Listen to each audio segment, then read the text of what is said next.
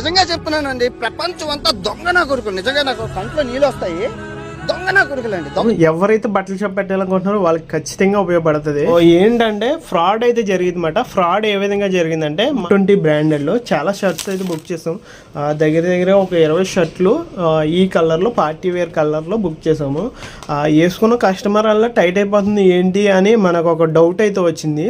So ఈ doubt వచ్చిన తర్వాత మనం అయితే ఒకసారి మెజర్మెంట్ పెట్టి కొలతలని తీసుకుని నేను అన్నీ చెక్ చేస్తున్నానండి. సో దగ్గరగా చాలా కలర్స్ అయితే ఉన్నాయి. చాలా బాగుంటాయి కూడా, కలర్స్ బాగున్నాయి, క్లాత్ బాగుంది, ప్రతిదీ బాగుంది. కాకపోతే ప్రాపర్ సైజ్ అనేది ఇవ్వలేదు. ఫ్రాడ్ అనేది అక్కడ జరిగింది. ఎక్స్ఎల్ ఏమో ఎం సైజుకి వచ్చేసింది, ఎల్ ఏమో ఎస్ సైజుకి వచ్చేసింది. ఇంకా ఎం సైజ్ అయితే చెప్పక్కర్లేదు, దానికైనా తక్కువ వచ్చేసింది. మరి ఇంత ఫ్రాడ్ అయితే జరుగుతుంది. సో కొంచెం జాగ్రత్తగా అయితే ఉండండి ఎవరైతే బట్టల షాప్ పెట్టాలనో వాళ్ళకి.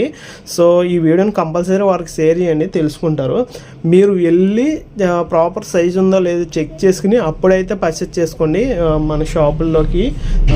ఇలాగైతే ఫ్రాడ్ అయితే జరుగుతుంది.